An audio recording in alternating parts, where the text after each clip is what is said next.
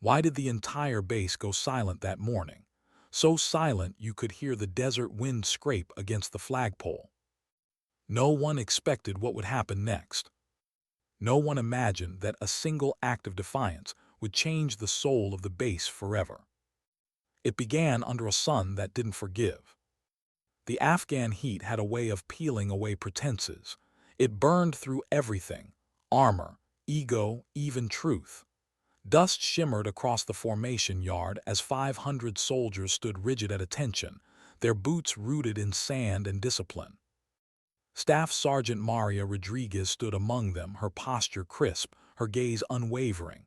She had done this 100 times before, countless morning formations, countless inspections. But today, something in the air felt different. It was too still, too sharp. The kind of stillness that came before something broke.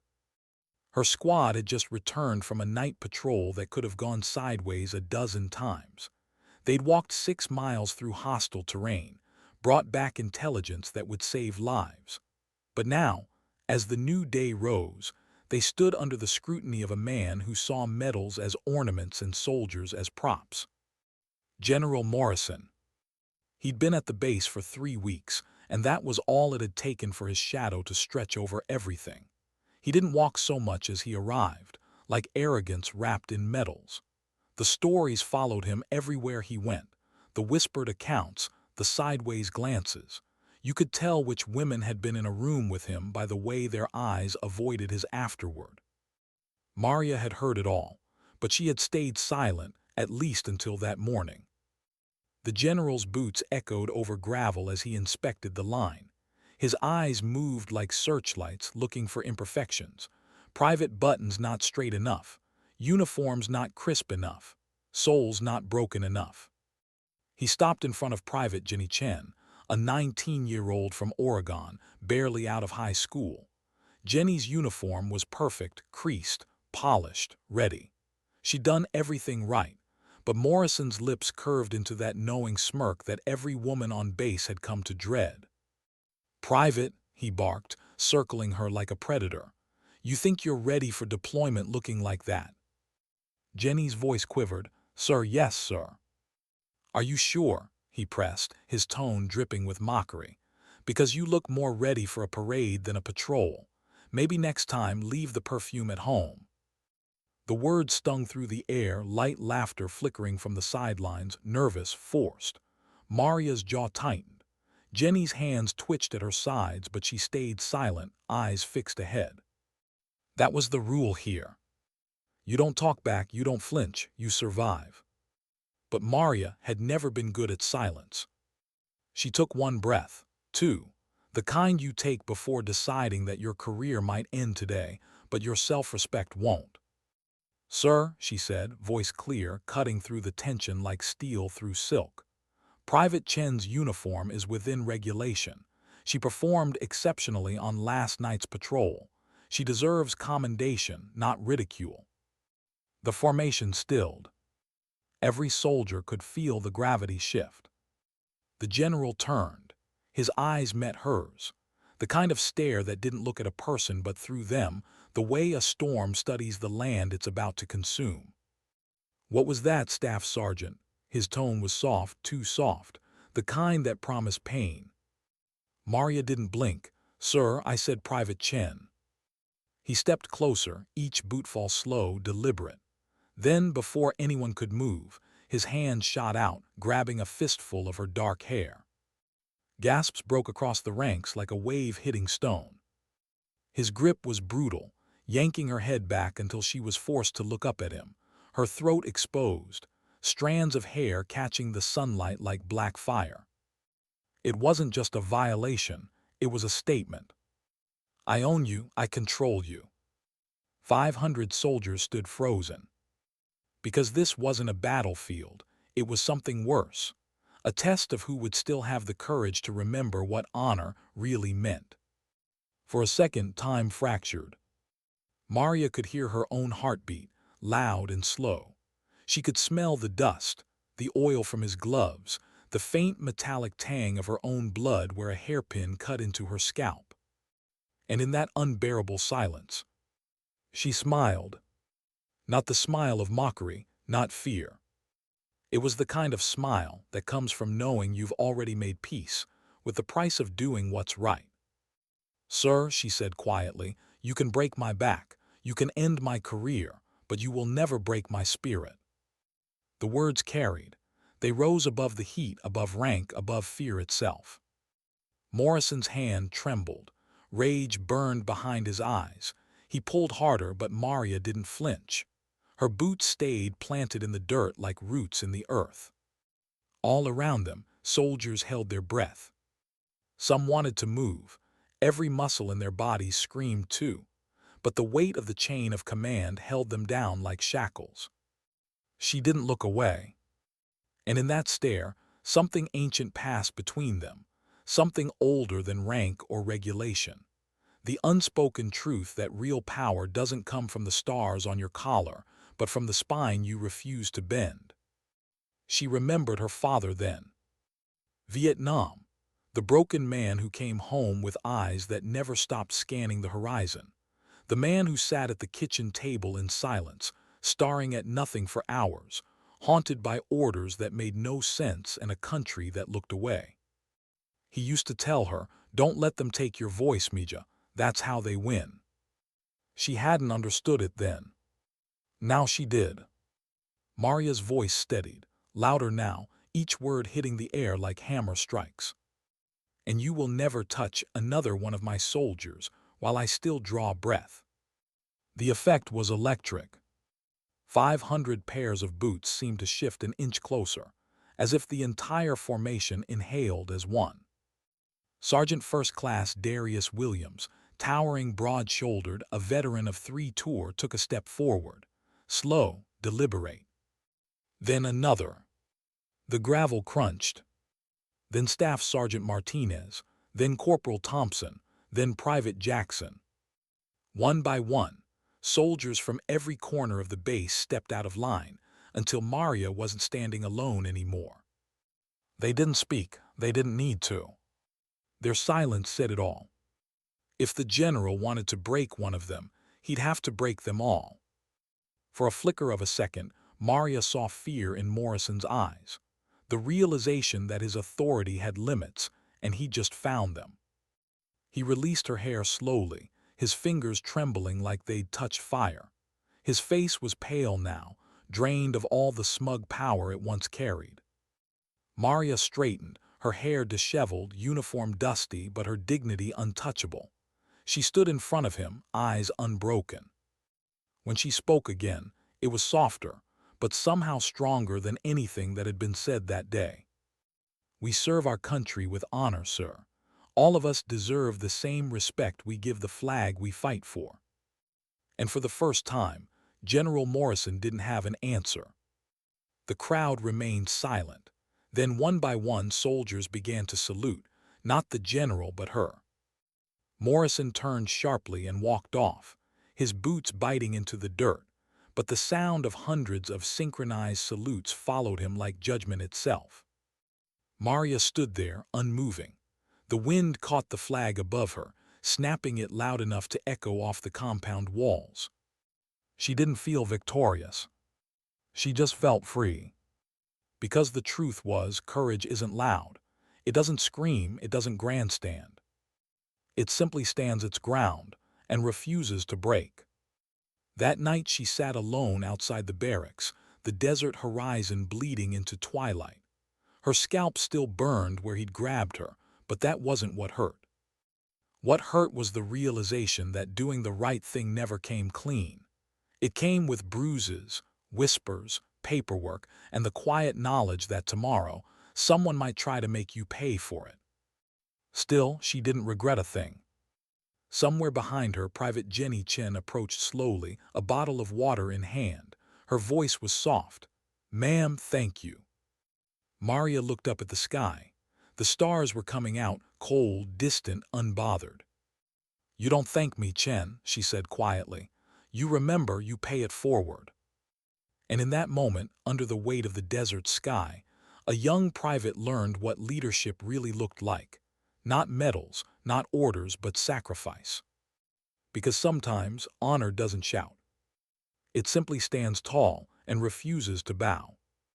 Why did she hesitate at the door to the command office the next morning? Maybe because she already knew what waited on the other side. In the military, silence travels faster than orders, and overnight, what happened on the parade ground had spread like wildfire. By dawn, the entire base knew. 500 witnesses, 1,000 whispers. What began as a single moment of defiance had turned into a story reshaping every hallway, every mess table, every late-night talk between soldiers who'd seen too much and spoken too little. Maria walked toward headquarters alone, boots crunching over gravel, the desert air sharp with dust and tension. Her hair was tied back tightly today. No loose strands, no emotion showing. Only composure, armor made of restraint. Every salute she passed felt heavier than usual. Some were respectful, others fearful. But all carried the same unspoken truth. She did what we never dared to. Private Chin had tried to stop her that morning. "Ma'am, they might," Jenny's voice had cracked. "They might come after you." Maria had smiled a tired, careful smile. "They already have. I just finally pushed back." She didn't say the rest, that she hadn't slept all night, that she kept replaying the moment over and over.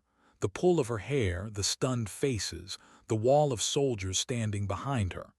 It was all seared into her mind, sharp as shrapnel. The corridor outside, the command office, was crowded with whispers that vanished the moment she stepped in.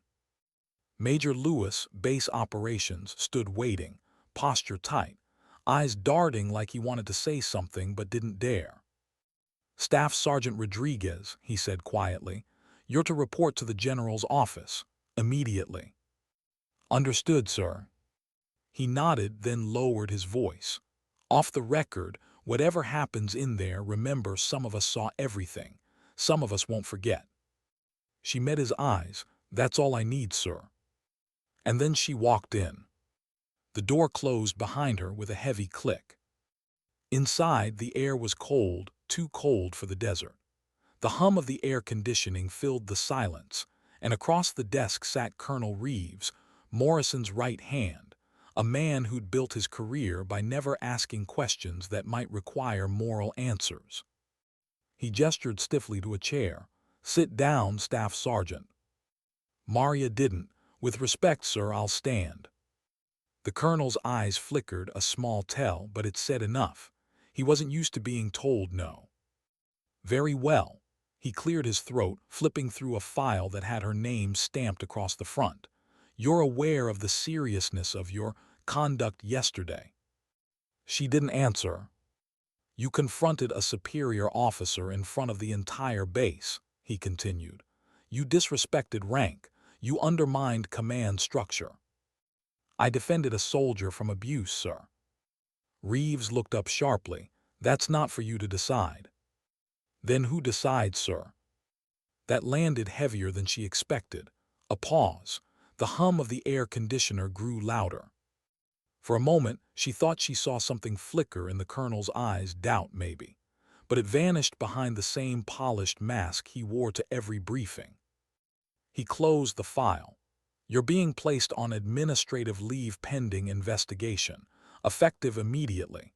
You'll be confined to base housing until further notice." Maria's heart pounded once, slow, heavy, then steadied. She nodded. "Understood, sir." She turned to leave. "Staff Sergeant," Reeves called out, voice lowering, "you should have let it go. You think they'll protect you because they cheered for you yesterday. The Army doesn't work that way. It never has." She paused with her hand on the door. "Maybe it's time it does." And then she walked out. Outside, the sunlight hit her like a slap, too bright after the shadows of that room. She kept walking, every step measured, until she reached the edge of the barracks compound. There, behind a row of armored Humvees, waited Sergeant Williams. His expression was unreadable, but his eyes carried the weight of quiet loyalty. "They pulled you in," he said. "Figured they would." "Yeah. Suspension. Administrative leave." He nodded slowly. Means they're scared. If they weren't, they'd have buried you by now. Maria leaned against the side of the vehicle, letting the hot metal burn through her sleeve. Doesn't feel like fear, feels like a warning.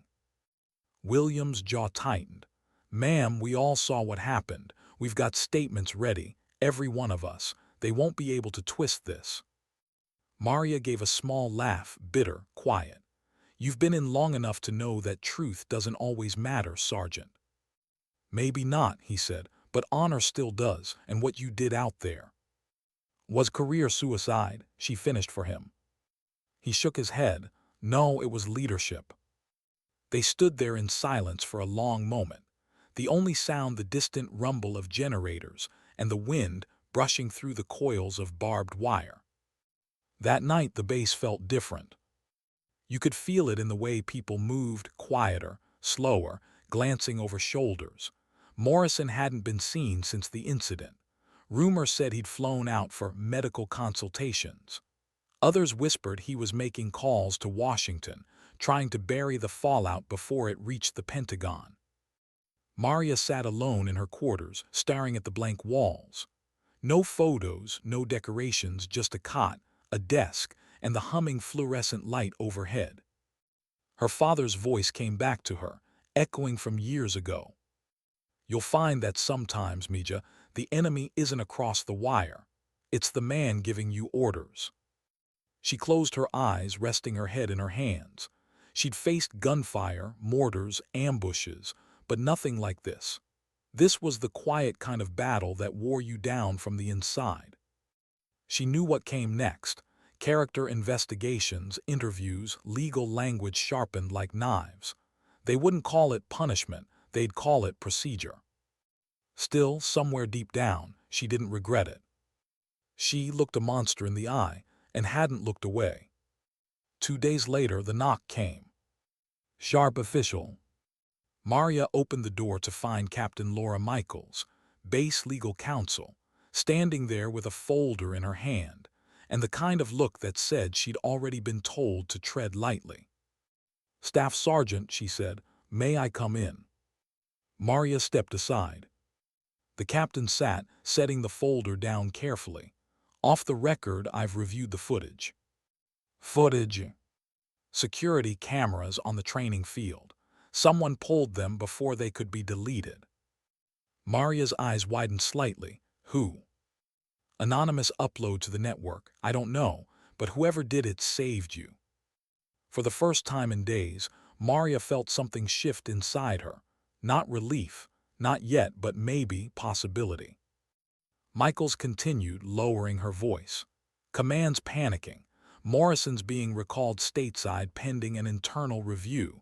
There's talk of congressional oversight if this leaks. You just opened a very big door, Staff Sergeant. Maria exhaled slowly. Good, maybe it's time someone looked inside. The captain studied her for a long moment, then said softly, you realize they might still come for you. Quietly, career-wise, these things don't just vanish, they linger. Maria nodded. I didn't do it to win. I did it so the next girl doesn't have to. That night, she walked out to the perimeter fence, the farthest point before the desert began. The moonlight carved the land in silver and shadow. She could see the lights of the compound flickering behind her, hear faint laughter from the mess hall, the ordinary rhythm of soldiers trying to live between wars. She thought about Jenny Chen, young, eager, still believing in the system. Thought about the men and women who'd stepped forward that day.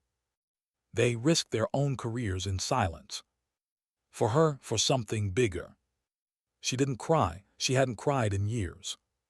But something inside her softened. The armor cracked, just enough to let gratitude through. Her radio buzzed softly at her hip. William's voice came through, low and steady. They're saying Morrison's flight leaves at dawn. You did it, ma'am. Maria looked out into the desert and whispered, no, we did. By morning, the base was awake with quiet disbelief. Morrison was gone. No ceremony, no send-off, just an unmarked helicopter lifting into the pale Afghan dawn, taking with it years of abuse and silence. And as the rotors faded into distance, Maria felt something in the air shift, a kind of collective exhale. Soldiers moved differently that day, straighter, freer. But for her, the victory didn't feel like triumph. It felt like aftermath, the ache after tension, the quiet after gunfire. Because in her world, courage was never rewarded immediately. It was tested, judged, often punished. Still, when she walked across the yard that morning, dozens of soldiers paused what they were doing and nodded quietly in her direction. Not a salute, not official, just acknowledgement, silent, heavy, real. And for the first time in a long time, she let herself breathe. Later, when she packed her things for transfer, the Army's quiet way of saying thank you, but you need to disappear for a while, she found an envelope on her cot. No name, no return. Inside, a single sheet of paper. In rough handwriting. For what it's worth, my daughter serves too. Thank you for reminding us what that's supposed to mean. She didn't know who wrote it. Maybe it didn't matter. She folded the note carefully, slipped it into her breast pocket and whispered, "That's enough." Because sometimes justice doesn't roar. Sometimes it just whispers quietly through the ranks and keeps moving forward. Why did her new post feel like punishment dressed as duty? Because it was. Everyone knew it, even if no one said it out loud. Transfer orders always told two stories, the one typed in ink and the one written between the lines. 3 weeks later, Staff Sergeant Maria Rodriguez arrived at Forward Observation Post Ironville, a place the Army forgot existed until it needed to make someone disappear quietly. A skeleton outpost tucked against a ridgeline near the Pakistan border, sand, wind, and silence. 8 soldiers total. No news, no politics, no oversight. Exactly what command wanted. The chopper that dropped her off barely lingered. Its rotors whipped up a storm of dust as it lifted, leaving her standing alone amid stacked sandbags and rusted HESCO barriers. When the air cleared, a tall man in faded fatigue stepped forward. His name tape read Halbrook. "You Rodriguez?" he asked, voice half gravel, half tobacco. "Yes, sir." "Good, we don't do sir here. I'm Master Sergeant Halbrook. Welcome to Ironville population, bored, underfunded, and forgotten." He handed her a canteen and pointed toward the bunkhouse. "You'll be running comms and logistics. Try not to make waves. Out here, waves get you reassigned again, usually somewhere worse." Maria gave a tight nod. Understood. He studied her for a second, recognition flickering behind the weariness in his eyes. "You're that Rodriguez, aren't you?" She froze. Depends who's asking. He smirked. "The one who stood up to Morrison, thought so. Word travels even out here." Maria exhaled. "I didn't come here to be a headline." Halbrook shrugged. "Then you came to the right place. No headlines here, just wind and time." Days blended into one another. The monotony of patrol logs, supply counts, radio checks. Ironville wasn't glamorous. It was the edge of nowhere, the kind of posting meant to dull a person down until they stopped asking questions. But Maria never could stop asking them. Every night, she sat outside the bunker watching the horizon burn into twilight, wondering if what she did had changed anything back home. Had Morrison's fall meant real reform, or had they just found another general to replace him? The Army didn't talk about her anymore. The story had faded, buried under the next scandal, the next mission, the next war. Yet among the soldiers her name lived quietly, passed in mess halls, murmured like a lesson. "Don't forget Rodriguez." She didn't break. She pretended not to hear it, but inside it hurt because she wasn't sure she hadn't broken, at least a little. One night the base radio crackled to life. "Outpost Ironville, this is Eagle Command. Confirm receipt of coordinates." Maria leaned forward. "Copy Eagle, coordinates received, tasking. Observation assignment. Suspected insurgent convoy movement north of Grid 7-4. You're to monitor, report, no engagement." "Understood." She logged the data, tracing the map by flashlight. It was standard procedure: watch, record, report. Nothing heroic, nothing headline-worthy. But something about the call felt off. The coordinates placed the target far outside normal patrol routes. "Halbrook," she called out, "you ever get observation orders this far north?" He walked over, brow furrowed. "Never. Command doesn't send anyone out there, it's barren."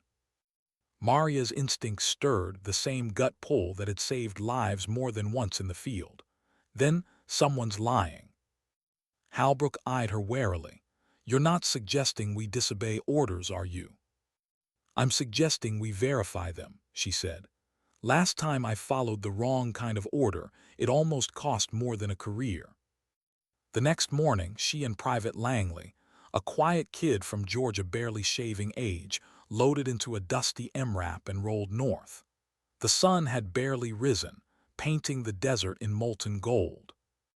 They drove for an hour, scanning the emptiness. Nothing but ridges, dunes, silence. Then movement. Through her binoculars, Maria spotted a trail of dust winding across the horizon. Not insurgents, military vehicles, American. She zoomed in. Convoy markings, a logistics unit out of Camp Resolute, not insurgents at all. "Langley," she murmured, "get a recording, document everything." "Why would command send false coordinates?" he asked. "Because sometimes," she said, "orders are written to cover someone's tracks."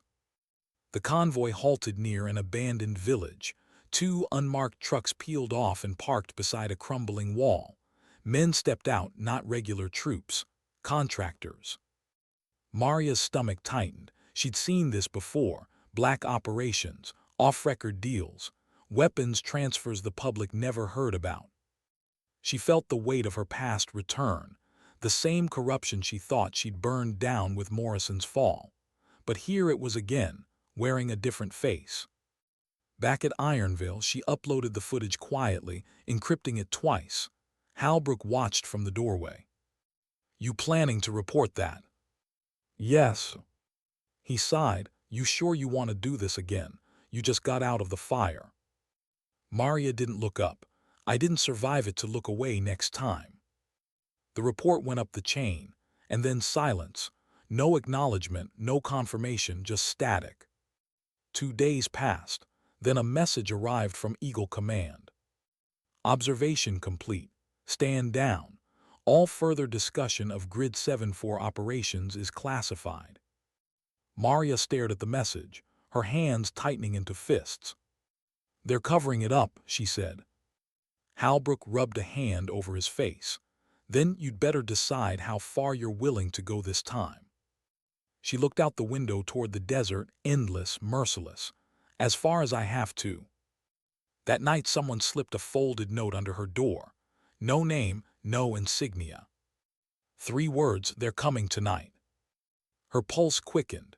She stepped outside, darkness stretching infinite around the camp. The wind howled, rattling loose metal. Halbrook met her halfway across the yard, weapon slung. "You got one too?" he asked. She nodded. "Who, they?" Before he could answer, the perimeter sensors tripped, a sharp electronic chirp followed by gunfire from the ridge. "Contact north," Langley shouted. Chaos erupted.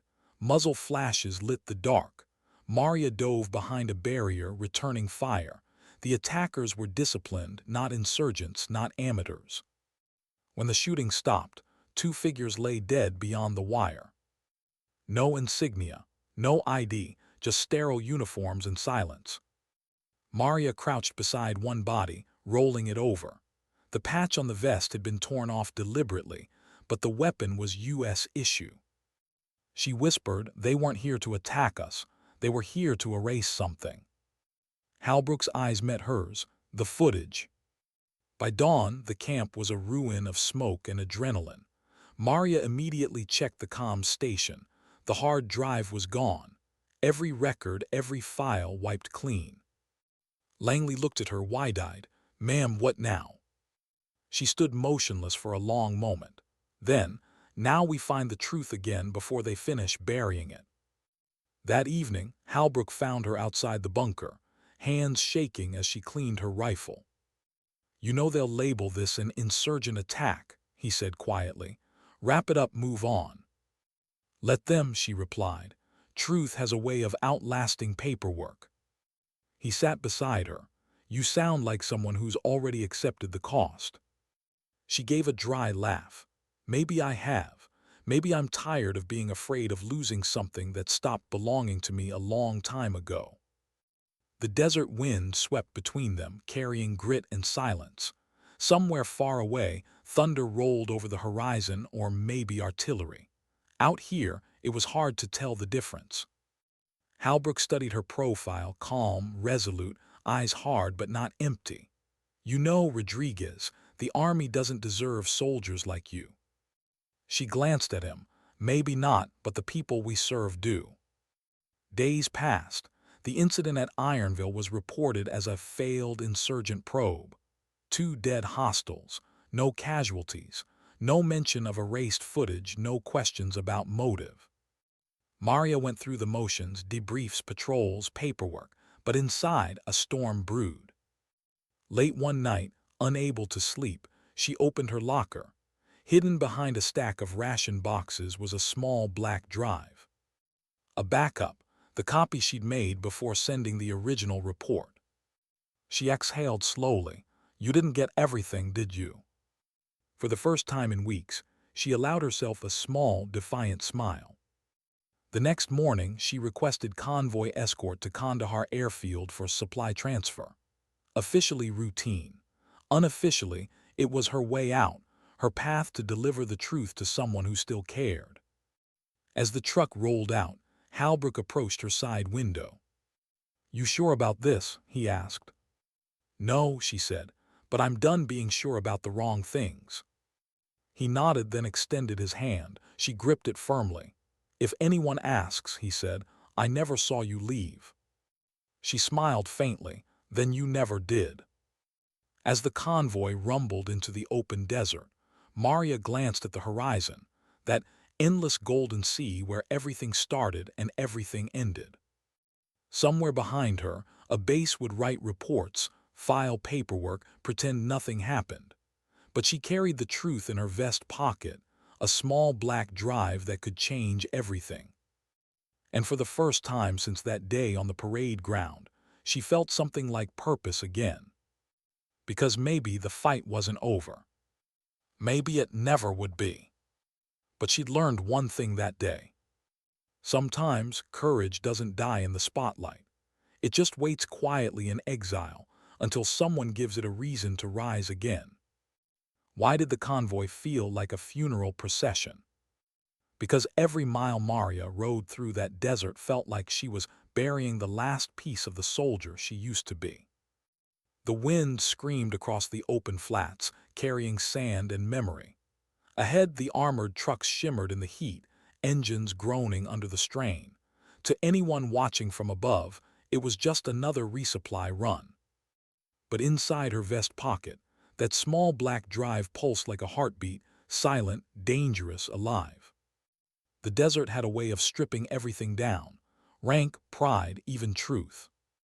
All that was left was endurance, and Maria had more of it than most. She sat in the back seat, helmet off, eyes half closed, pretending to rest, but her mind never stopped moving. She was replaying the route, the checkpoints, the comms frequencies, making sure she could disappear if things went wrong, because they always did. Beside her, Private Langley drove with nervous focus. His hands gripped the wheel too tightly. He hadn't spoken much since Ironville, since the night the unmarked soldiers came. "You good, Private?" she asked softly. He nodded, jaw tight. "Yes, ma'am, just feels weird leaving base like this." "It's supposed to," she said. "That's how you know you're doing something right." He gave a weak laugh. "Guess I'll take your word for it." They drove in silence for a while, the radio hissing static. The desert stretched endless and empty, but Maria couldn't shake the feeling that they weren't alone. By late afternoon, the convoy reached a refuel point near a cluster of half-collapsed buildings. The air shimmered with heat. A few soldiers stretched, smoked, swapped jokes that didn't quite reach laughter. Maria stepped away from the vehicles, scanning the horizon. Years of combat had trained her to listen for the wrong kind of quiet, and right now, the quiet was deafening. That's when she noticed it, a faint glint on a distant ridge, metal catching sunlight. Her hand went instinctively to her rifle. "Langley," she said, low and steady, "cut the chatter, we've got eyes on us." He followed her gaze. "Could be recon." "Could be," she murmured, "or could be cleanup." Within seconds, she'd signaled the driver of the lead vehicle. A subtle tap on the radio, code for potential tail. The driver nodded, revving the engine. The convoy moved out, faster this time. Dust billowed behind them, masking their path. Maria kept her eyes on the mirror until the ridge vanished, but unease lingered like static in her chest. They reached Kandahar airfield by dusk. The gates loomed high, guarded by MPs with blank expressions and sharper eyes. Langley glanced at her as they pulled up to the checkpoint. "You think they'll stop us?" Maria didn't answer. She'd already rehearsed the lie. A soldier approached, clipboard in hand. "Orders." "Supply transfer," Maria said, handing over forged documents courtesy of Halbrook's old network. The soldier checked the papers, squinting, then finally waved them through. As the gates opened, the smell of jet fuel and sweat filled the air. The sound of helicopters thumped overhead, mingling with shouted orders and the metallic clang of loading cranes. Kandahar, the beating heart of operations. She'd been here before, years ago, back when the world still felt simple, when her father's old stories of honor and brotherhood still felt real. Now, it just felt like the center of something vast and corrupted. She parked the truck near a supply hangar and exhaled slowly. "This is where we split," she said to Langley. He looked startled. "Wait, what? You're not coming back?" She shook her head. "Not yet. You will. Drive back at dawn. Tell them I'm coordinating cargo manifests. That'll buy me time." "Time for what?" Maria opened her vest pocket, showing him the small drive. "For this to find daylight." He stared at it, realization dawning. "Ma'am, if they find you with that." "They won't," she said. "And if they do, it means I did something worth finding." She rested a hand on his shoulder, steady, grounding. "Go home, Private, you did enough."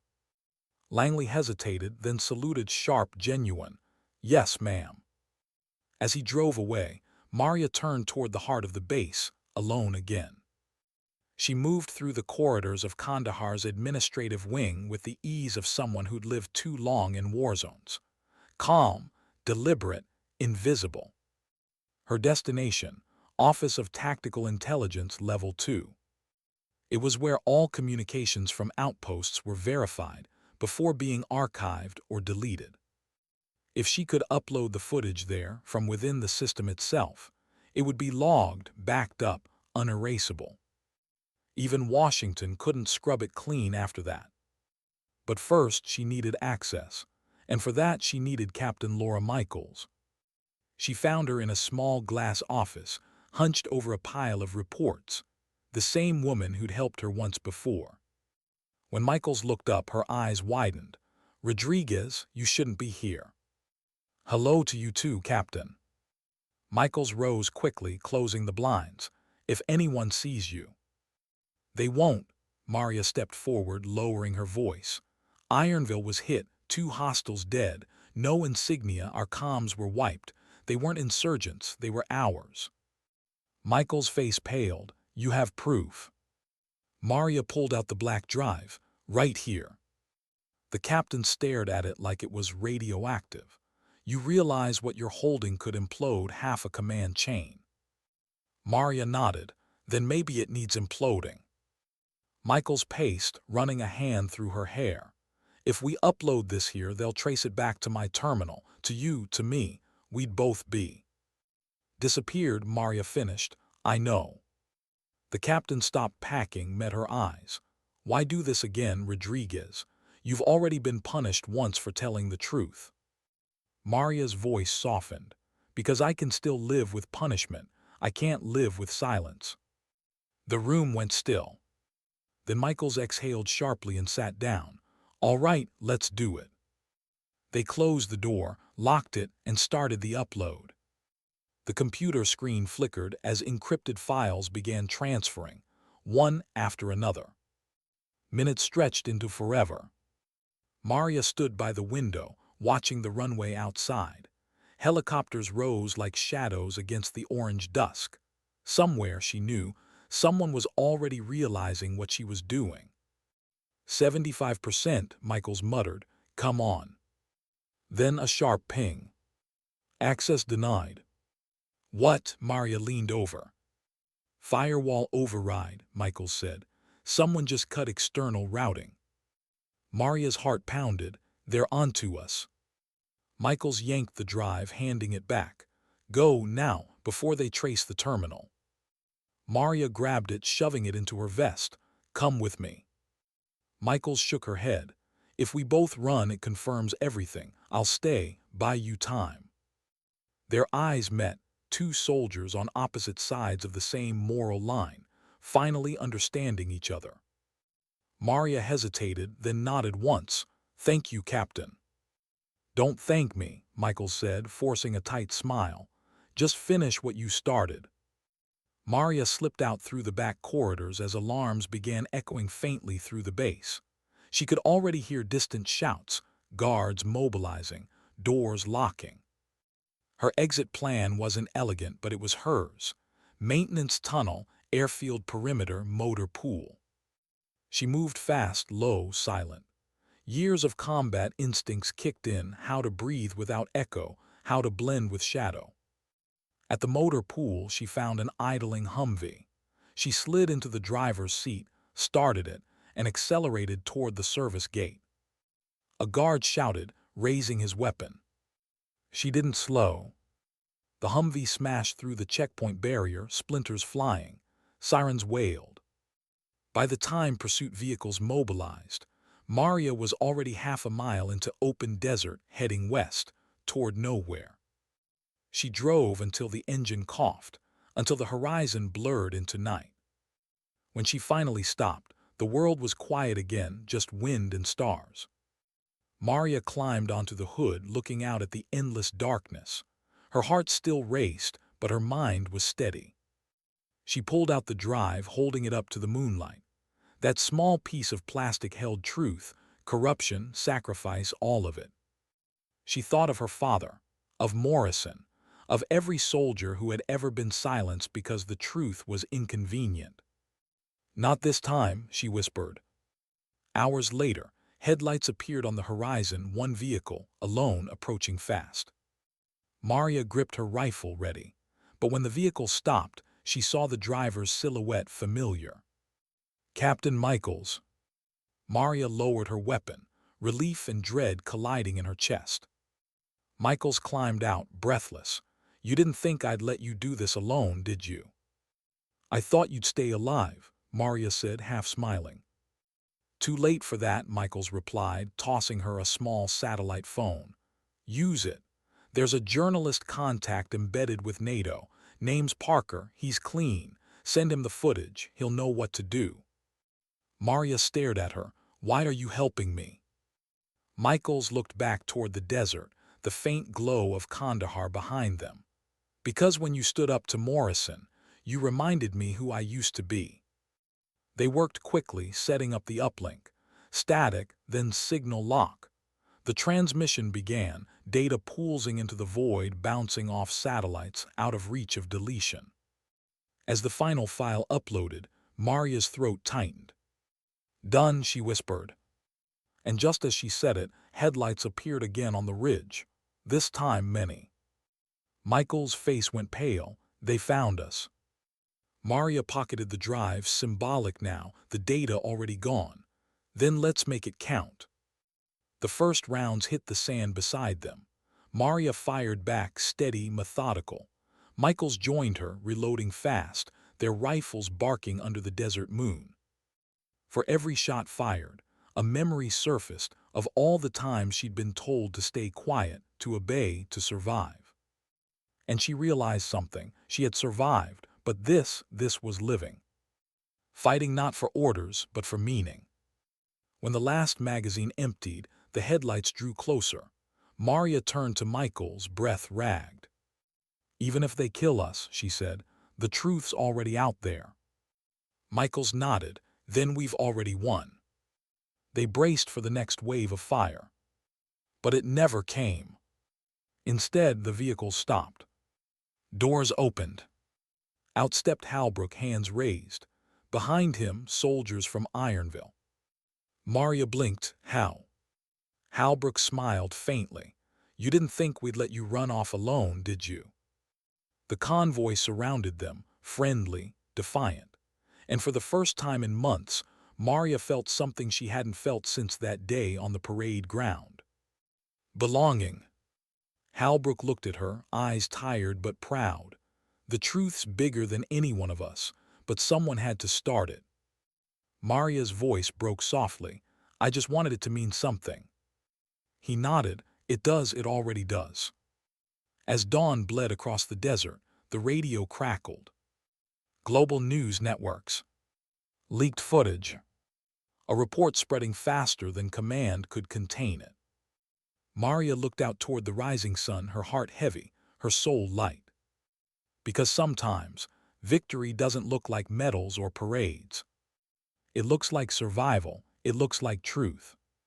And sometimes, it looks like two soldiers standing side by side in the middle of nowhere, knowing the world will never be quite the same again. Why do people call it a victory when it never feels like one? Because they only see the headlines, not the cost it leaves behind. By morning, the desert was alive with noise. Radios buzzed with encrypted chatter, choppers sliced through the pale sky, and for the first time in years, truth was louder than command. The footage Maria and Michaels uploaded had detonated like a moral IED across the military world.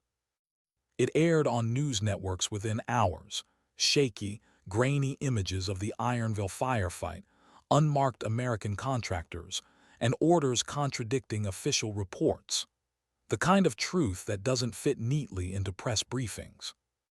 At the center of it all, two names emerged again: Staff Sergeant Maria Rodriguez and Captain Laura Michaels. One labeled a hero, the other a traitor. And neither word felt right. By mid-morning, a transport helicopter descended on their position, dust storming around the group. When it landed, men in plain uniforms stepped out, not soldiers, but investigators. They moved with quiet precision, the kind that said this wasn't a rescue. It was a retrieval. "Staff Sergeant Rodriguez," one of them called. "You're to come with us immediately. Captain Michaels, too." Halbrook stepped forward, hand instinctively near his weapon. "Under whose authority?" The man smiled thinly. "Joint Task Command, and before you ask, yes, it's legal, barely." Maria raised a hand to stop Halbrook. "It's okay, we knew this was coming." She turned to him. "Keep the team safe. Whatever happens next, don't let them forget what we started." He nodded slowly. "I won't." And then she and Michaels boarded the helicopter, vanishing once more into the sky. They landed at Bagram Air Base, escorted straight to an interrogation compound. No trial, no briefing, just isolation and fluorescent lights. The room was cold, too clean. Maria sat on one side of a metal table, wrists resting calmly in her lap. She wasn't handcuffed, not yet, but she could feel the weight of invisible chains already tightening around her. Across from her sat Colonel Reeves. Of course it was him. He didn't look angry, he looked tired. Like a man forced to clean up a mess he secretly admired, but couldn't publicly defend. "Staff Sergeant," he began quietly, "you've created a storm none of us can contain. Do you have any idea what you've done?" Maria's eyes didn't waver. "Yes, sir, I told the truth." Reeves leaned back, exhaling sharply. "The truth isn't the point. The timing, the exposure, it's chaos. Do you understand how much damage this will do to morale, to operations?" She tilted her head. If the truth damages morale, maybe it's not the truth that's the problem. He frowned, drumming his fingers on the table. Still think you're the hero. I think I did what I had to. Reeves leaned forward. You're not a whistleblower, Rodriguez, you're a soldier, and soldiers follow orders. Maria's voice softened. No, sir. Soldiers protect people. Orders are supposed to help with that, not bury it. For a moment his face faltered, just a flicker of respect quickly smothered. You forced my hand. Washington's involved now. You'll be flown stateside. Officially this is an inquiry. Unofficially, he sighed. You know what this means. Maria nodded. Court-martial. He looked away. They'll make an example out of you. She smiled faintly. Then I'll make sure I'm worth the lesson. They moved her and Michaels into separate quarters that night. No windows, just white walls and silence thick enough to swallow thought. She lay awake on the cot, staring at the ceiling, tracing invisible cracks. The last few weeks replayed in her mind like a reel stuck on loop. Morrison, the desert, the drive, the upload. And underneath it all, the same question whispered like static. Was it worth it? Outside, footsteps echoed in the corridor. She recognized the rhythm, not guards, softer, hesitant. The door opened. Colonel Reeves again, holding an envelope. I shouldn't be here, he muttered, closing the door behind him. But you need to see this. He slid the envelope across the table. Inside, a folded document stamped with the Pentagon seal. It was an internal memo, emergency ethics review, unregulated contract operations in the Afghan region. Her footage had triggered it. Congressional oversight, public hearings, command accountability. Reeves crossed his arms. You didn't just shake the tree, Rodriguez, you uprooted it. She met his eyes. Good. He gave a faint, humorless smile. They'll still court-martial you, but now they'll do it on camera. Maria couldn't help a quiet laugh. Guess I finally get my 15 minutes. He lingered for a second longer, then said softly, For what it's worth, I served under Morrison once. What you did back then, I should have done it first. She looked up sharply, but before she could speak, he turned and left. For the first time since it all began, she felt something unexpected. Closure. Not justice, that was still miles away, but closure, the quiet kind that doesn't erase scars, just teaches you how to live with them. The next few weeks were a blur of hearings, statements, and speculation. Media called her, the woman who stood her ground twice. They played her smile on the parade ground over and over. That moment, Morrison pulled her hair and she refused to bow. Then they played her voice again, from leaked footage at Ironville. Truth has a way of outlasting paperwork. To the public, she was a symbol. To the institution, she was a threat. But to herself, she was just tired. Michaels was less lucky. Her clearance was revoked, career effectively ended. Yet every time Maria saw her in the hallway, two women passing like ghosts, Michaels still managed a small, unbroken smile. It reminded Maria of the words she'd whispered in the desert. Even if they kill us, the truth's already out there. And it was. When the hearings finally began, the room was full. Cameras, reporters, officials shifting uncomfortably in their uniforms.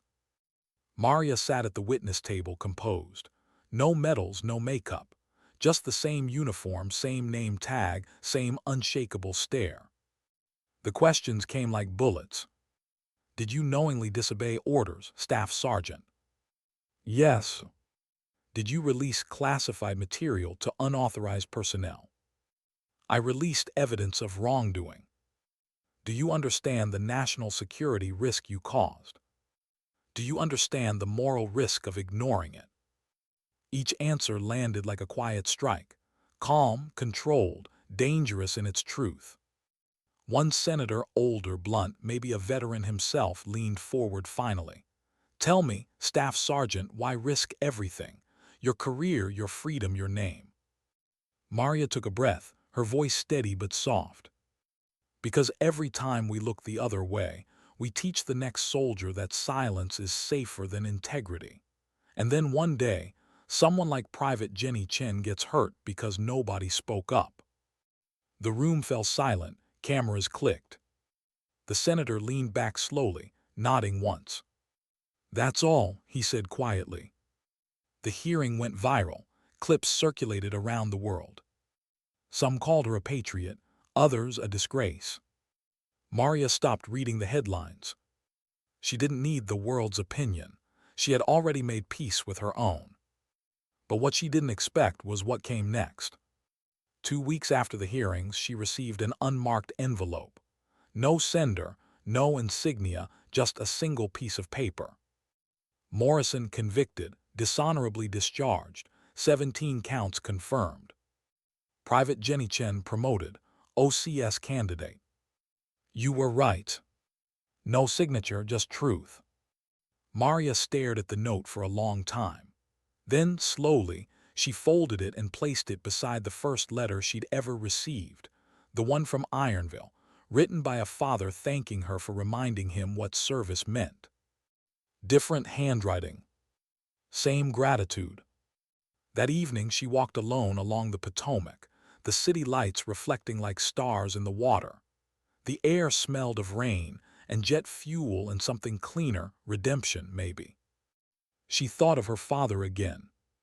How he used to say, the hardest battles aren't the ones with bullets. They're the ones where nobody's shooting, but everyone's watching to see if you'll flinch. She smiled faintly. He'd been right. She didn't flinch. Weeks later, her discharge came through, administrative resolution pending review. The kind of phrase that meant we're letting you go quietly, but we'll never forget your name. Maria packed her few belongings, uniform, journals, a photo of her squad and those 2 letters, and walked out of the barracks for the last time. Outside, Captain Michaels was waiting, dressed in civilian clothes, eyes tired but alive. So Michaels said softly, "What now?" Maria adjusted her duffel. Not sure, maybe find something worth rebuilding. You could write a book, Michaels suggested with a faint grin. Maria shook her head. I didn't live it to sell it. Then what? Maria looked toward the horizon where the city lights met the clouds. Maybe I'll work with vets, the broken ones, the forgotten ones, remind them they're still worth something. Michael smiled. Sounds like you already started. They stood in silence for a while, 2 women carrying the weight of wars that never made the news. Finally, Maria said quietly, funny thing about truth, it never salutes, never begs. It just waits for someone brave enough to carry it through the fire. Michaels nodded, and you did. That night as Maria crossed the Arlington Bridge, she paused halfway. The wind off the water was cold, sharp, alive. She reached into her pocket and pulled out the small black drive, the same one that had upended everything. For a long moment she stared at it, the symbol of all she'd lost and everything she'd gained. Then she tossed it into the river. It vanished beneath the surface, swallowed by the current. And in that silence, she finally let herself breathe. Because truth no longer needed her protection. It had already learned how to walk on its own. Why do some wars follow you home? Because the battlefield doesn't end at the wire, it just changes shape. 6 months had passed since Staff Sergeant Maria Rodriguez walked away from the Army for the last time. But the Army hadn't walked away from her. Some nights she still woke to phantom sounds, the metallic crack of rifle bolts, the rhythmic drone of choppers, the soft hiss of radio static calling her name through memory. Other nights she didn't sleep at all. She lived in a small apartment outside D.C., overlooking the river, sparse, quiet, the kind of place you rent when you're still figuring out who you are without the uniform. Her days were spent volunteering at a veteran outreach center in Arlington, counseling soldiers fresh from deployment, most of them younger than she'd been when she enlisted. They came in with hollow eyes and shaking hands, trying to make peace with ghosts they couldn't name. Maria listened. She didn't preach. She didn't quote rules or regulations. She just listened, because sometimes that was enough. That afternoon, a new face walked into the center. A man in his 40s, wearing an old field jacket, beard grown uneven, eyes scanning the room like every corner was a threat. He hesitated near the doorway until Maria stood. "Hey," she said softly, "you looking for someone?" The man's voice was hoarse. "You're Rodriguez, right?" "Depends who's asking," she said cautiously. He smiled, the kind of tired, broken smile only combat veterans shared. "Name, Carter Blake. I served in Kandahar, not under you but near enough to hear your story." She gestured to a chair. "Sit down, Blake." He did slowly, his hands fidgeted. "I saw what you did, the leak, the hearing, you did what the rest of us couldn't." Maria leaned back, studying him. "That was a lifetime ago." He shook his head. "Not for the people still living it." She frowned. "What do you mean?" Blake reached into his jacket and pulled out a small flash drive. It was scratched, dented, but familiar. "I was working security for a contractor unit before it all went sideways," he said quietly. "Different name now, same corruption. You thought you burned it down. They just rebuilt it deeper, darker."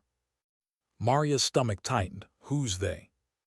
He glanced around, lowering his voice. "The same network that ran those unmarked convoys near Ironville. Only now they're privatized, off books, running ghost ops under humanitarian cover. And guess what?" He slid the drive across the table. "They're using soldiers who don't exist, dead on paper, alive in the desert." Maria didn't touch it. "Why bring this to me?" "Because you already stood against them once," Blake said, "and because they remember." She exhaled slowly. "And you think I want to remember too?" "I think you never stopped." That night, Maria sat alone on her couch, the flash drive on the table before her like a ticking clock. Part of her wanted to ignore it. She'd done her part. She paid the price. The world had moved on. But another part, the part that had smiled under Morrison's grip, that had refused to bow even when everything told her to, wouldn't let her rest. Finally, she plugged it in. The screen filled with data, coordinates, cargo manifests, encrypted comm logs, and videos. One clip opened automatically. Grainy night vision. A convoy of trucks rolling across the desert, marked with UN symbols. But inside, crates of weapons, not food. Men with American accents directing aid shipments to local militias. Maria's hands clenched. It wasn't just corruption, it was betrayal. The kind that got soldiers killed for profit. And suddenly she was back there, the dust, the fear, the silence after gunfire. Only now it wasn't a memory, it was a warning. The next morning she went to work like nothing had changed. But the world around her felt sharper, thinner, like glass underfoot. By noon she found Blake waiting outside the center. He looked jumpy, eyes darting over parked cars.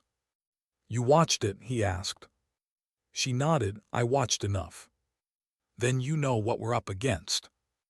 "I know what I walked away from," she said quietly, "and I'm not sure I can walk back in." Blake stepped closer. "You don't have to fight, just expose them. You've got reach, people still listen when you talk." Maria shook her head. "People listen, then they forget, the system doesn't." He looked at her for a long time. "Maybe, but you made them afraid once. You can do it again." She didn't answer. Because he wasn't wrong, and that scared her most.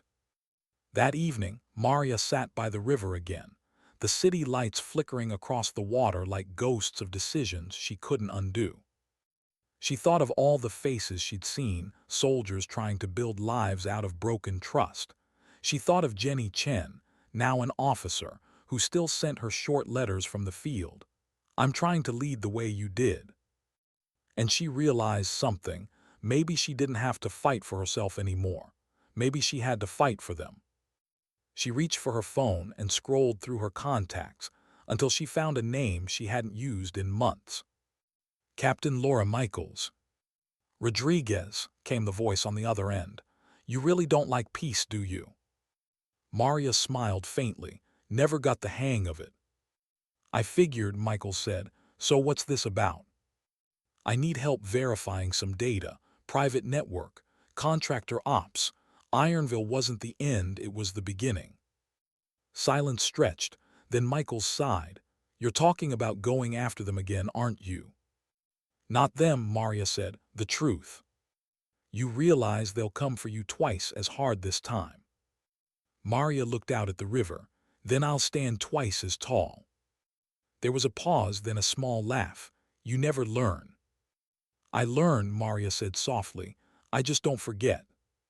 2 nights later, they met in a parking garage downtown. Old habits die hard, low light, no cameras, no paper trail.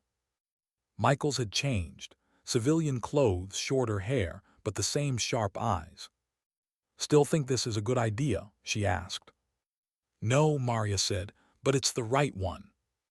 They plugged the drive into Michael's laptop. Lines of code scrolled, revealing more than either expected. Financial transfers, government contracts, signatures from familiar names. And one stood out. Colonel Reeves. Maria froze. No, he helped me. Michael's expression darkened. Maybe once, but this, she pointed to the screen, this is him authorizing off-the-books logistics in the same sector we exposed. Maria's stomach turned. He didn't want to bury me. He wanted to use me, make it look like the system cleaned itself. Michaels closed the laptop, voice low. You know what that means? Maria nodded. They never stopped the corruption. They rebranded it. That night, Maria couldn't shake the feeling of eyes watching her. Every car headlight lingered too long. Every shadow moved just a little too late. She lived with danger before, but this was different. This wasn't war. This was quiet elimination. By midnight, she packed a go bag, slid the drive into her jacket, and left through the back stairwell. Outside, rain fell soft, steady, relentless. Halfway down the street, a dark SUV turned the corner, headlights flaring. Her instincts screamed. She ducked into an alley just as the vehicle slowed near her building. 2 men stepped out, scanning the street. Civilian clothes but military stance.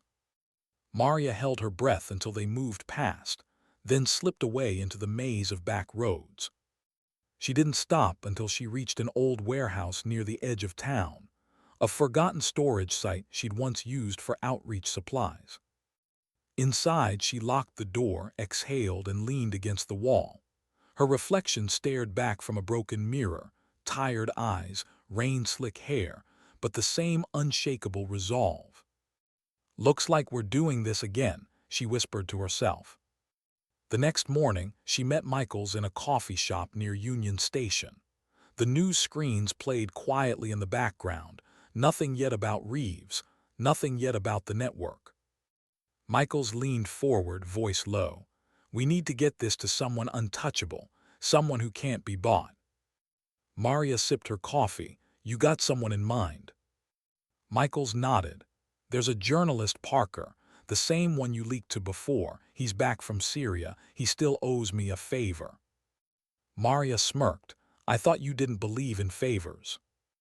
I don't, Michael said, but I believe in you. Maria felt the words settle like weight and warmth all at once. Then let's finish it. That night, they boarded a midnight train heading north. Rain streaked across the windows like ghosts trying to follow them.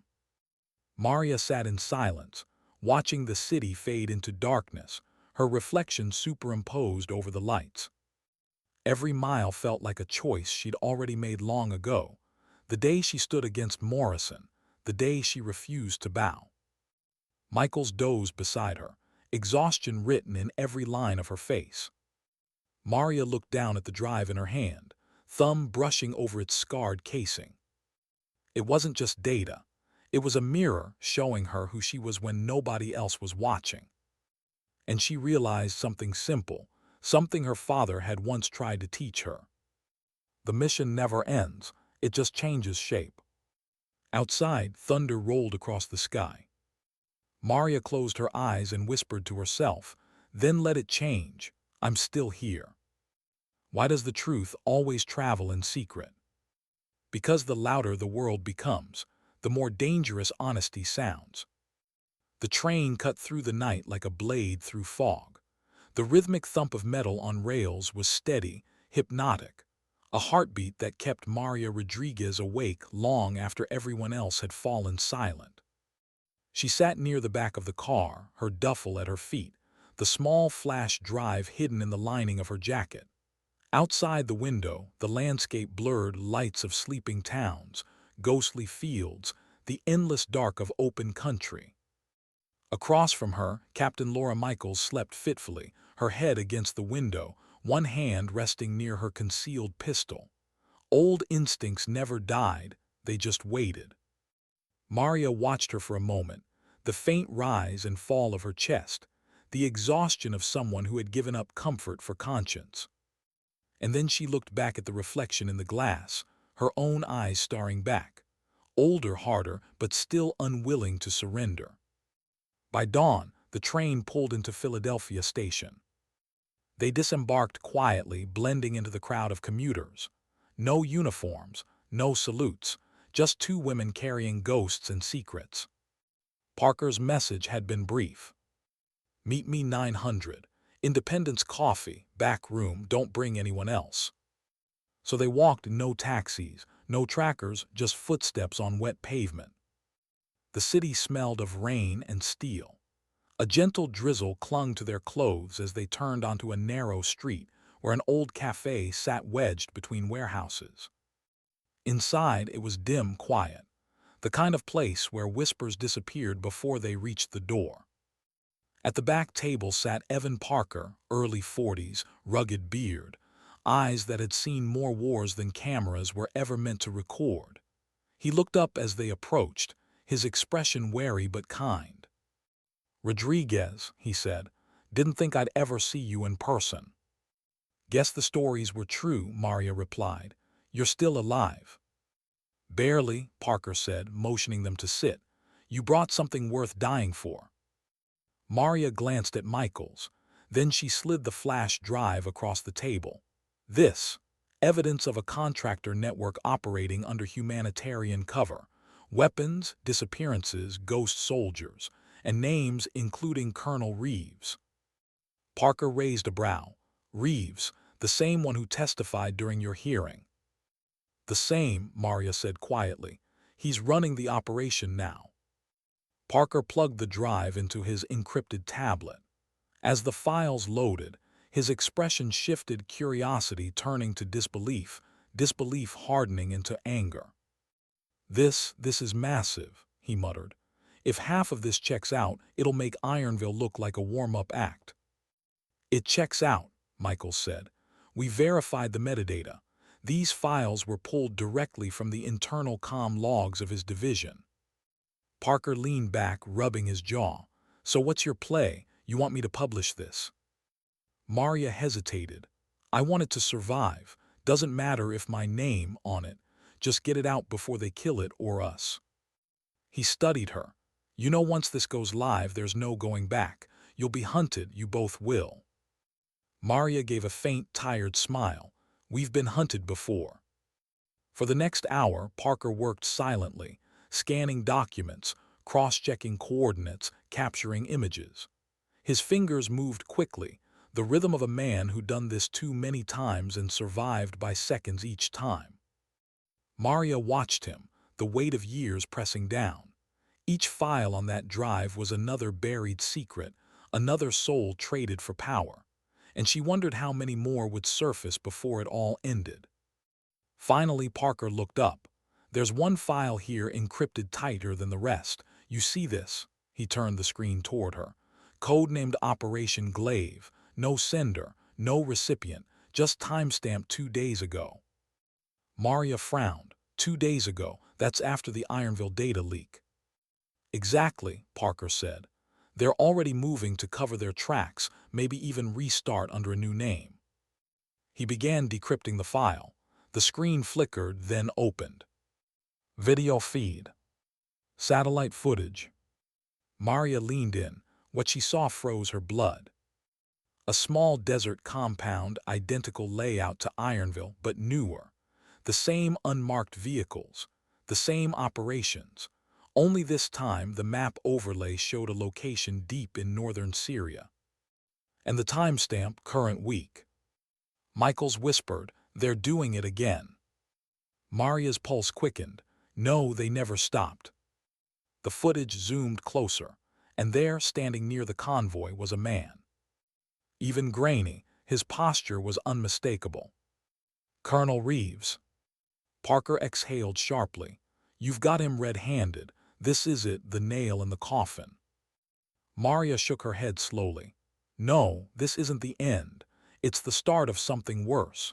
If he's on the ground, it means this operation's active, not just logistics, field engagement."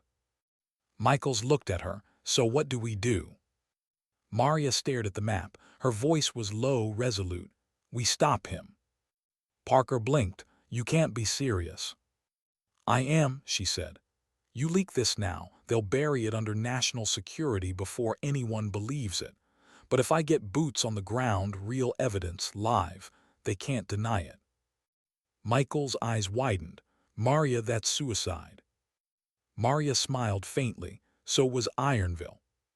Parker leaned forward. "If you're really doing this, I can get you halfway there, freelance pilot, old contact of mine. But after that, you're on your own."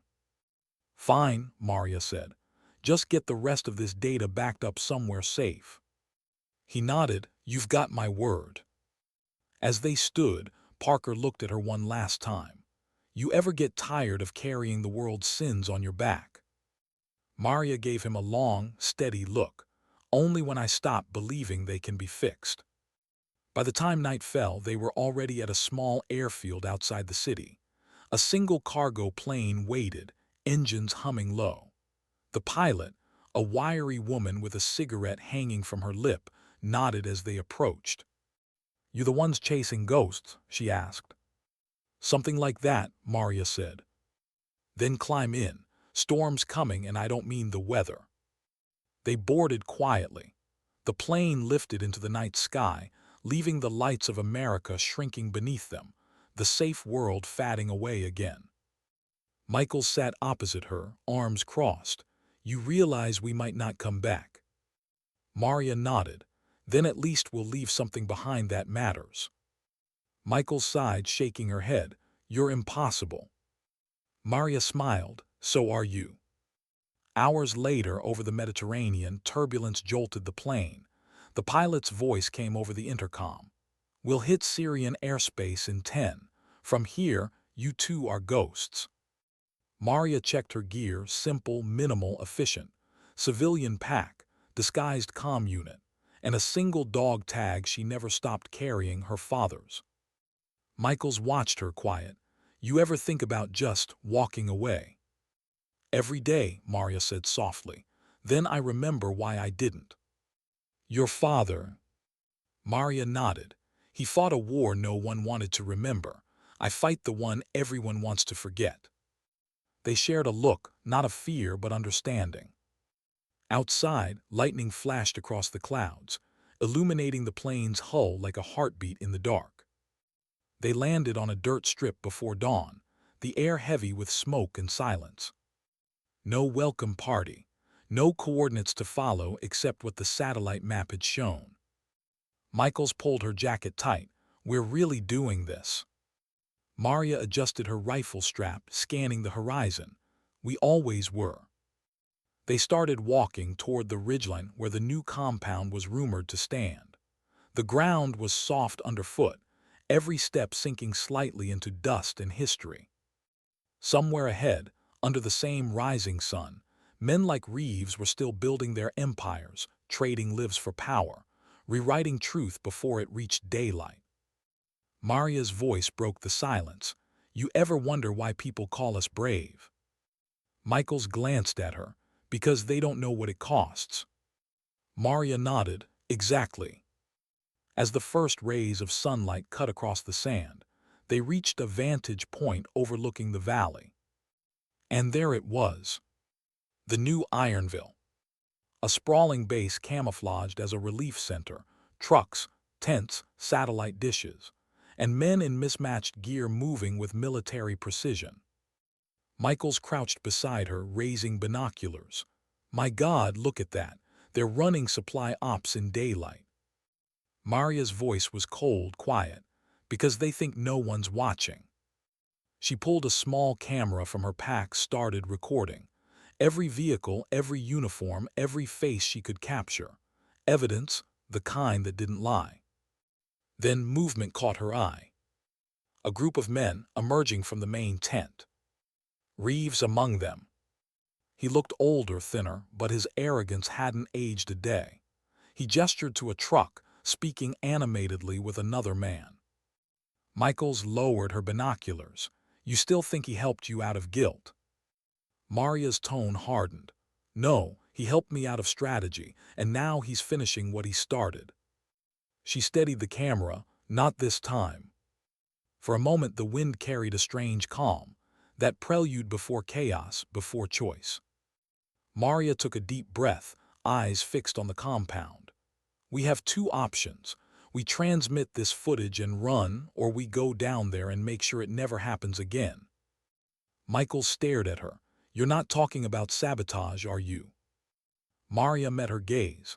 I'm talking about ending it before more soldiers pay for his secrets. The air grew still. And in that silence, Maria made her choice. She slung her rifle, secured her pack, and started down the slope. Michaels cursed softly, following close behind. You really don't know how to quit. Maria smiled over her shoulder. That's why we're still alive. Why do some battles end with silence instead of victory? Because sometimes the quiet afterward is the only sound brave enough to speak. The sun climbed slow and merciless over the Syrian desert, burning the horizon gold. From the ridge, Maria and Michaels watched as the compound below began to stir, trucks rolling out, guards changing shifts, radios crackling in clipped English. Every movement carried the rhythm of order, of control, of corruption. 20 guards, maybe more, Michaels whispered, scanning through binoculars. And those look like old U.S. transports, rebadged as relief trucks. Maria nodded grimly. They're smuggling weapons through humanitarian aid routes. Same playbook, new page. She checked her gear, a small camera rig, a compact transmitter, and one pistol. No heavy weapons. This wasn't a fight they could win with firepower. They weren't here to conquer. They were here to expose. They descended the slope under cover of dust and distance, moving fast, deliberate. Each step felt heavier than the one before, not from fear, but from the knowledge that this could be the end. At the perimeter, they crouched behind a line of supply crates. Michaels exhaled slowly. You sure about this? Maria's reply was steady, quiet. No, but I'm done waiting for permission to do what's right. She tapped her earpiece. We record, we upload, we walk out, fast and clean. Michaels nodded. And if it's not clean? Maria almost smiled. Then at least it's true. They slipped inside the compound, disguised in faded contractor jackets. The air stank of oil, sweat, and lies. Everywhere she looked, Maria saw ghosts, men laughing near fuel drums, drivers checking manifests, soldiers who didn't wear flags anymore. It was Ironville all over again, only this time the world had already been warned and still looked away. They reached the main operations tent. The hum of generators filled the air, blending with the low murmur of radios. Maria signaled Michaels, then entered. Inside, computer screens glowed under tarps, maps marked with red zones. And at the center of it all, standing over a tablet, was Colonel Reeves. He didn't look surprised to see her. He just looked tired, the kind of tired that comes from a lifetime of justifying your own reflection. Well, he said quietly, I was wondering how long before you came looking for me. Maria's pulse slowed. Her voice was calm, almost gentle. You're a hard man to find, Colonel. Reeves smiled faintly. You should have left this alone. You had your moment, you became their symbol, you could have stayed free. I didn't fight for a symbol, she said. I fought for what was right, big difference. Reeves gestured around them. Right, you think this isn't right. You think Washington doesn't know about this. This operation keeps order, keeps peace. You think they send us out here for charity. Michael stepped forward, anger flaring. You're running weapons to warlords, not peacekeepers. Reeves turned to her. And what do you think happens if we stop? Chaos, collapse. You don't build peace with purity, you build it with control. Maria shook her head. You don't build it by lying. Reeves sighed. Still the idealist. You were supposed to be the example, the brave soldier who stood up, who got punished, who made people trust the system again. You were useful, until you were. The words hit harder than she expected. So that was it.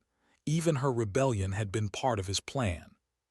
You used me, she whispered. He smiled sadly. Everyone used, Sergeant. Some of us just know it. Michael subtly reached into her jacket, pulling the small transmitter. Maria caught the motion, covering it with a question. Why keep it going, Reeves? Why keep building these shadows? Because someone has to, he said simply. The world runs on secrets, Rodriguez, always has. You burn one, another grows in its place. You of all people should know that. Maria took a step closer. Maybe, but I still believe some secrets deserve fire. He opened his mouth to reply, and that's when Michaels hit the switch. The transmitter blinked once, twice, then locked. Everything they said, every face, every file streamed live to Parker's encrypted feed thousands of miles away. Reeves noticed the flicker of red light too late. He turned, fury erupting across his face. What did you? Something you taught me, Maria said. Leverage. He lunged forward, grabbing her arm.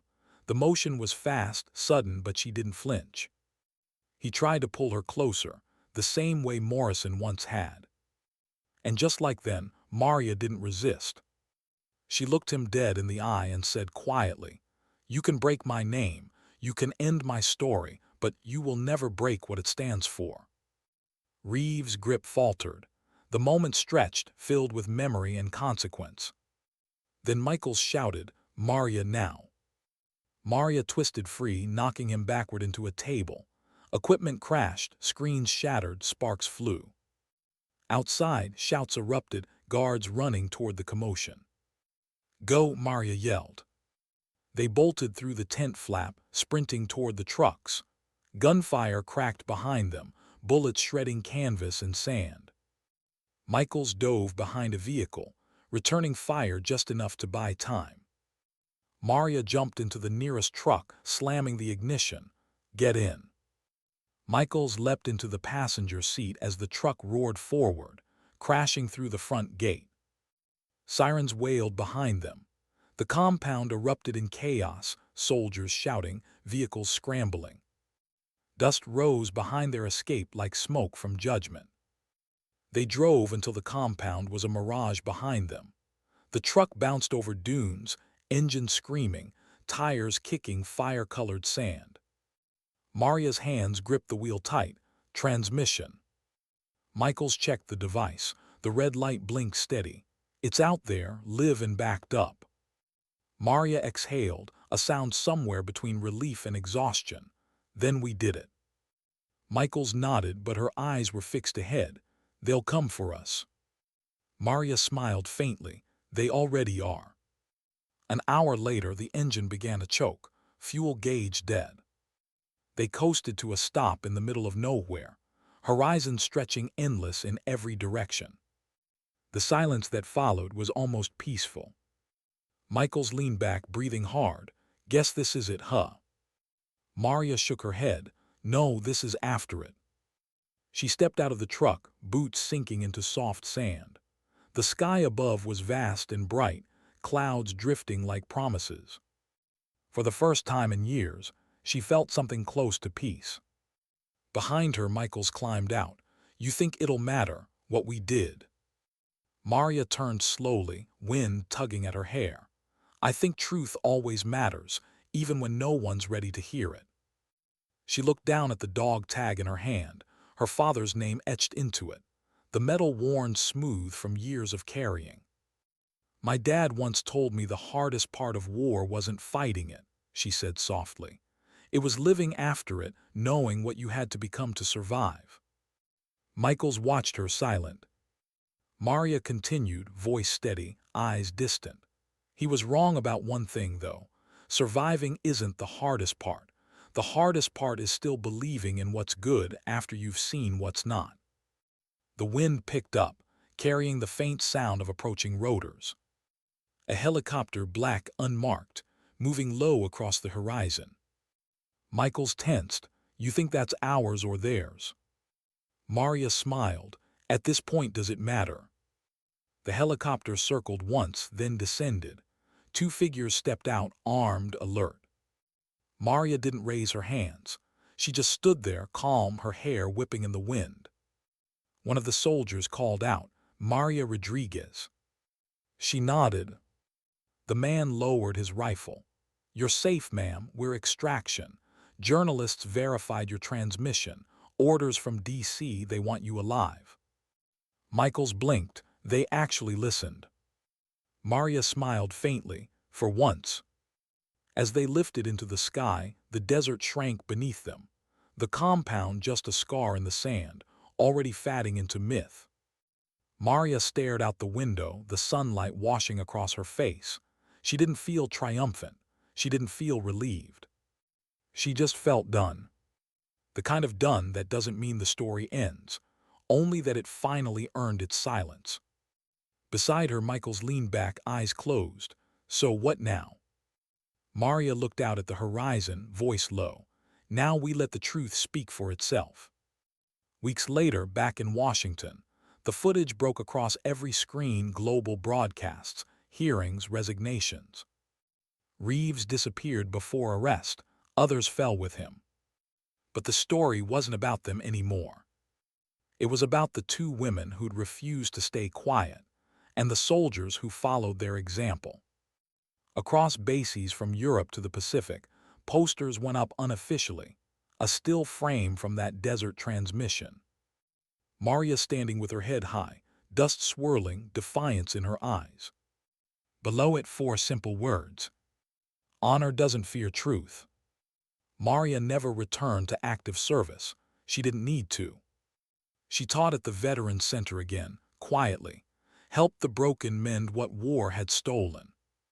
Sometimes she'd see young recruits come in, idealistic, uncertain, and they'd ask, "Are you the Maria Rodriguez?" She'd smile gently, "Depends who's asking." And then she'd tell them pieces of the story, not about fame or defiance, but about the moment between silence and courage, where everything important begins.